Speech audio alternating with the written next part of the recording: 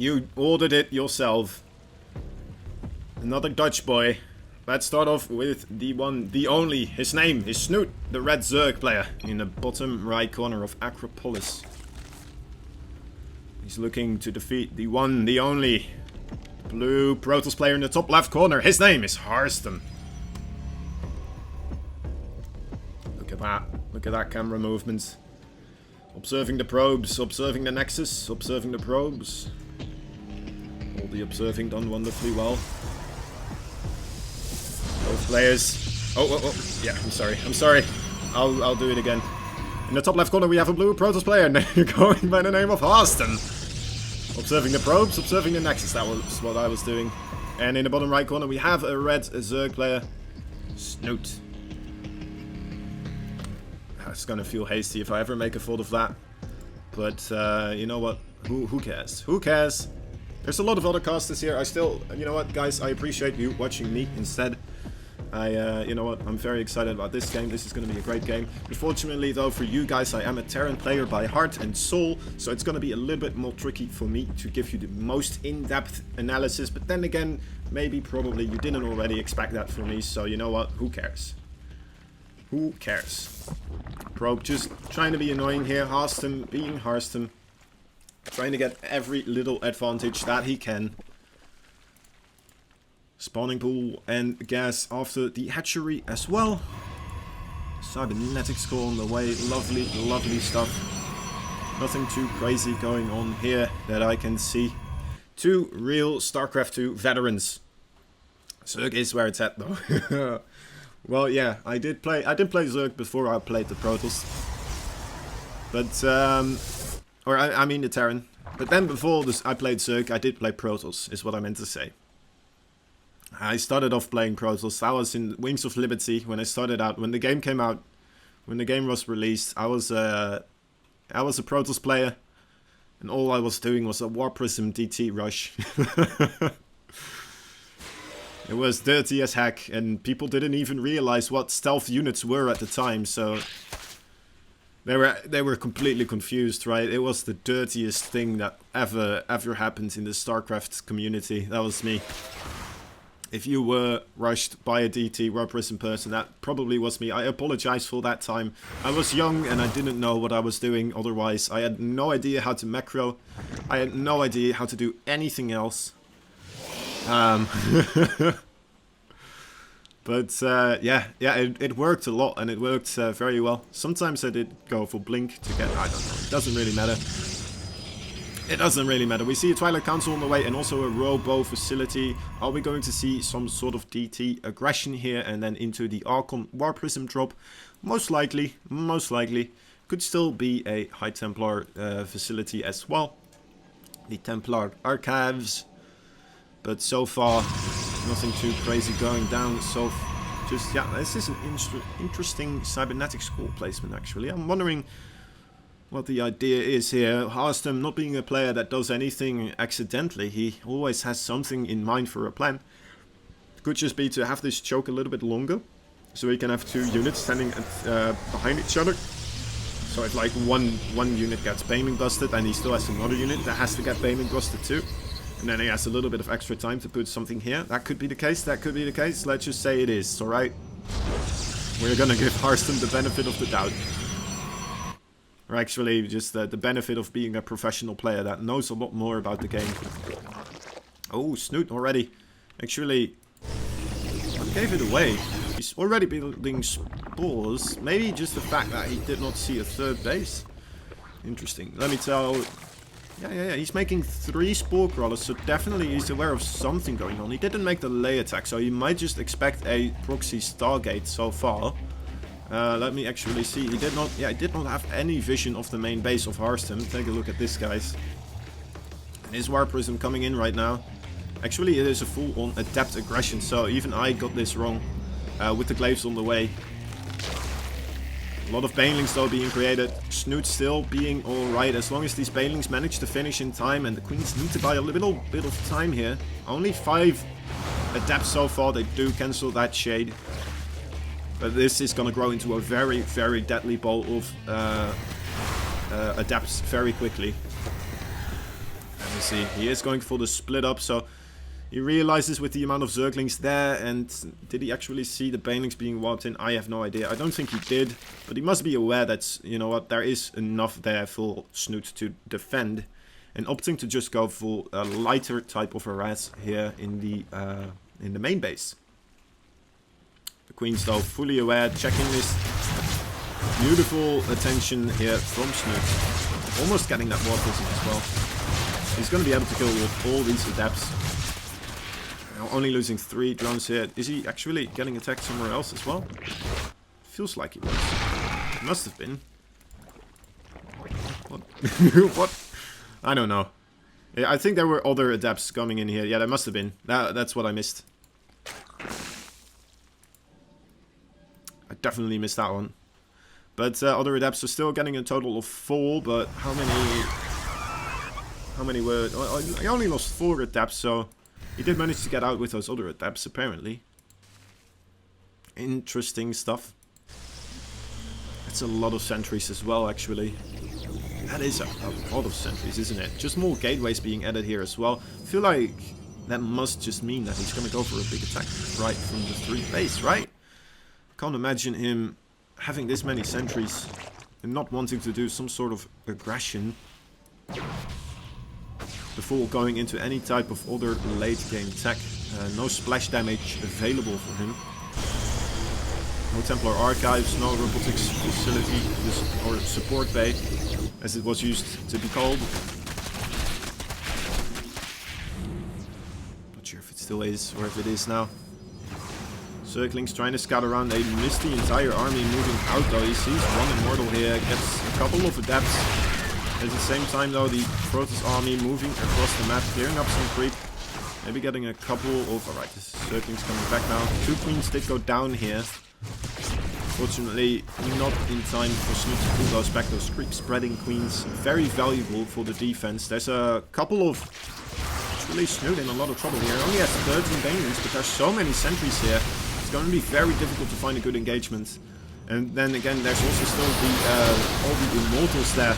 I'm not sure if Snute is in a perfect situation here. He needs to have good connections with these banelings. If he doesn't, and this is just a wash. This is going to be a very easy one fight for Harstem.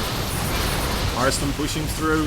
Still, oh, that's an easy hit by those banelings though. Then I feel like that was enough. That must have been enough, right? There's so many ravages still available here. The queens also helping out. A lot of transfuse energy, and yeah, there it is.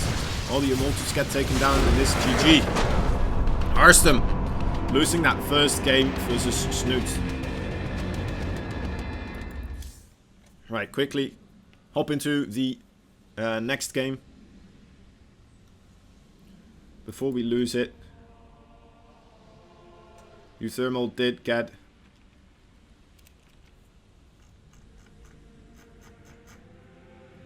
Uthermal did know B. Let me check actually, he is playing right now. I kind of feel bad for leaving him alone. But... Oh my god, Snute, you magnificent guy. He's just inviting all the casters. He's like, alright, you know what guys? Oh my god. Oh, look at all these casters here, guys. Look at this. Oh my god, that's a lot of them. I feel like it's just... I feel like I might just want to go into another game just because there are so many people here casting this. But then again, you know what? Maybe Harstem versus Snute is going to end right here. Snute looking in top form, honestly, guys.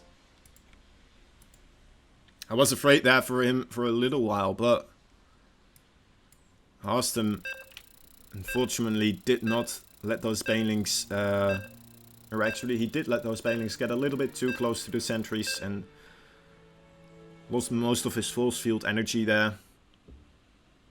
They are very vulnerable. Alright, no overlay problems this time. Okay. Let's get this scoreboard updated. First of all, of course, we have in the bottom right corner right here in King's Cove. It is the red Zerg player Snute. Beating back that 3-base aggressive play from the Protoss player in the top left corner. He is blue. He is Harstem.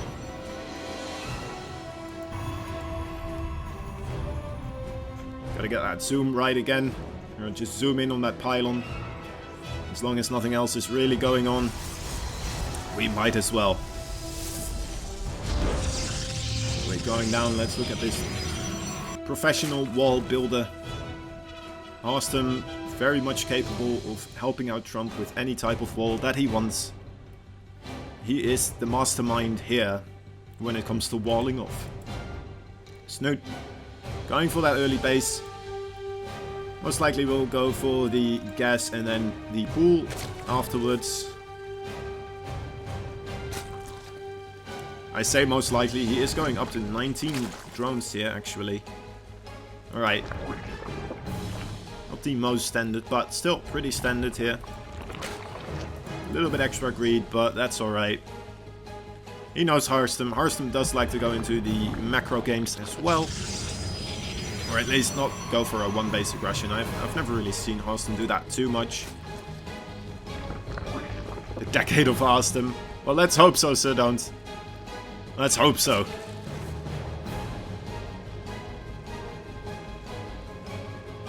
Right. Just being an annoying little probe here. Again, good micro there on that probe though. Getting his second gas on the other side. Also the Nexus being produced. Wondering when Snute will go for that third base. That is my question here. Going for the double queen, of course, first of all. Sending drones over to that location. Changing the worker path as well. Interesting stuff, interesting stuff. Adept being chronoed out as well. So might see a little bit of early Adept aggression. And here it is, a Stargate on the way.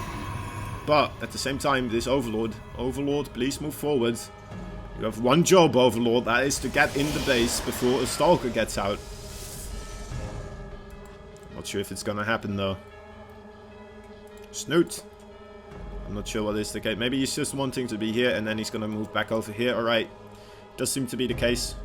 Making his third base now. Doesn't want to lose that Overlord too early on. But with the Stargate out, I guess Harstem isn't going to use the Stargate unit, right? First of all, to get that Overlord. That would be a bit of a waste, I'd feel like. It would be better to keep it secret, keep it safe. Fly it around, and then try to do as much damage as possible with that Oracle. We will have to see, though. He did make the Stalker. Then again, nothing really too much of significance is being given away here by the Overlord being here. Except for that there is, in fact, the most standard wall in existence for Protoss. Zerglings going all across the map. Look at this. Oh, this is so nice to see. Just all those Zerglings moving around at the same time. Lovely, lovely stuff. Oracle on the way. Being spotted already by this Zergling here. Right now we'll have to see his response, creating one Spore Crawler, and ooh, that was a bit delayed there actually. Trying to create that, unfortunately the drone did get blocked by other drones, but luckily for him the Oracle does go into the main base, although he does have two queens at both locations. So I feel like he should be perfectly fine. And a second Oracle on the way though. So Harstem still might be able to do a little bit of damage. Because he is going to one-shot these drones right here. Trying to get that third base rolling. Zergling seeing it though. Right away, trying to get that probe. Ooh, almost got it. Almost got it there.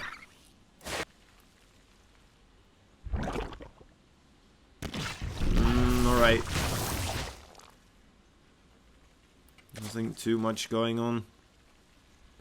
So far. That base does get put down.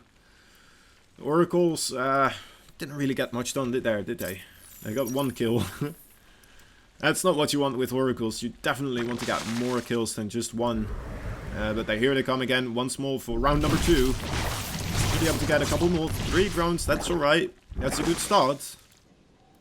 But still not the real damage that he must be looking for here. Did he take any hull damage? He took a little bit of hull damage there, actually. Nothing too crazy. Gateway being created here. Nidus network. Oh my dear lord. Nidus Worm on the way. I'm wondering very much so how he is planning to make use of this. Against the Stargate, I think it would be a very good call actually. Those two Oracles aren't going to be very good against roaches, and as soon as those roaches just pop up around as on the other side of the map, that's going to be very strong.